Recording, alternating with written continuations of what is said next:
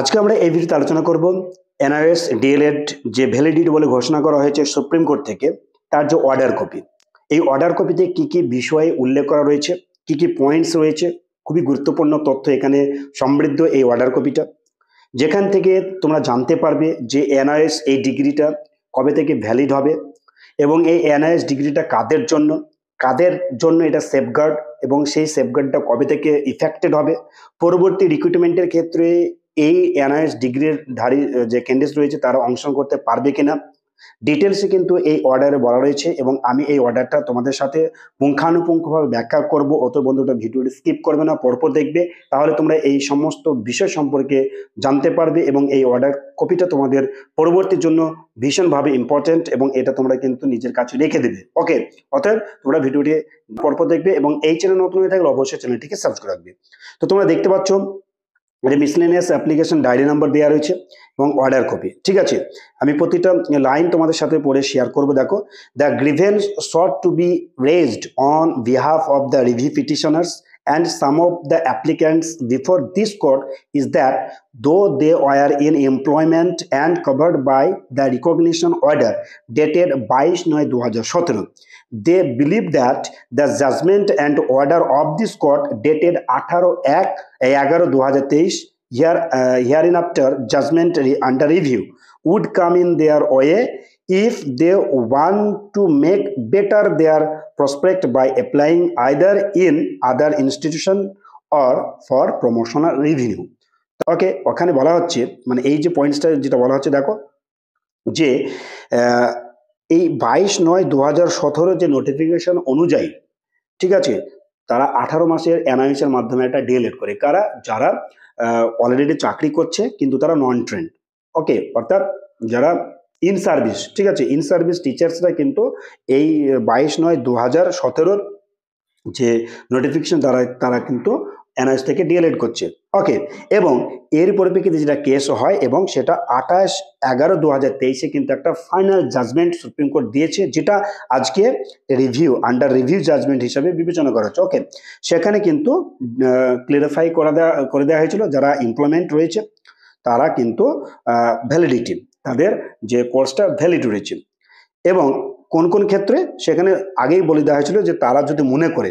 ঠিক আছে, তারা যদি they believe that judgement and under this court dated 28/11/2023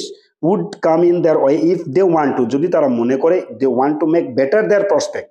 যদি তারা মনে করে যে তারা যদি এর চাইতে আরো ভালো কোনো কাজের জন্য অ্যাপ্লাই করতে পারে, সেটা either institutions or promotional review, যে কোনো কাজে কিন্তু তারা করতে পারে এই ডিএলএড বা এনআইএস যে ডিএলএড করেছে তার দ্বারা, ঠিক আছে, সেটা কিন্তু তারা সেখানে ভ্যালিড হিসেবে গণ্য করতে পারবে। এটা কিন্তু আগেই যে জাজমেন্ট 28/11/2023 দিয়েছে সেখানে কিন্তু বলা হয়েছিল। যে 2 নম্বর পয়েন্টসে যে we have already clarified in the judgment under review, এই যে রিভিউয়ের যে জাজমেন্ট তার আগে কিন্তু আমরা ক্লিয়ারিফাই করে দিয়েছি যে one time scheme was provided solely to safeguard, তাদেরকে সেফগার্ড দেওয়া হচ্ছে the interest of those teachers who are employed as on 10 August 2017। সেখানে ক্লিয়ারলি বলা হয়েছে যে 10 আগস্ট 2017 আগে যে সমস্ত টিচার্সরা ইন সার্ভিস রয়েছে, ঠিক আছে, তারা যদি এনআইএস থেকে ডিএলএড করে তারা কিন্তু সেফগার্ড, অর্থাৎ তাদের জন্য কিন্তু এনআইএস এখানে ভ্যালিড, সেটা কিন্তু এর আগে জাজমেন্ট বলা হয়েছে এবং এখানেও আন্ডার রিভিউতেও কিন্তু এটাই বলা হচ্ছে। অর্থাৎ এই যে রিভিউ পিটিশন যেটা করা হচ্ছে, যার অর্ডার আছে, সেখানে বলা হচ্ছে যে 10 আগস্ট 2017 আগে যে সমস্ত টিচার্সরা মানে এমপ্লয় রয়েছে তাদের জন্য কিন্তু এনআইএস এর ডিগ্রিটা সেফগার্ড। ওকে, এবং এখানে আবার বলছে therefore not incline two entertain the present review petitions as well miscellaneous application, এবং এই যে বর্তমান যে রিভিউ পিটিশন রয়েছে তাদের জন্য কিন্তু আমরা এটা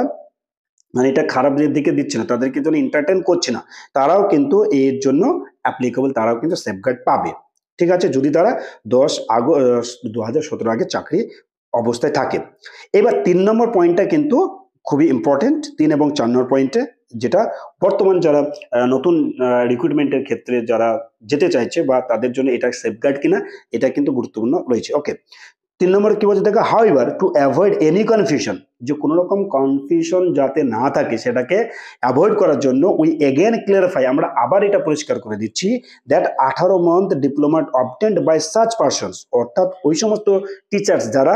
18 মাসের ডিপ্লোমা করেছে, ঠিক আছে, হু আর ইন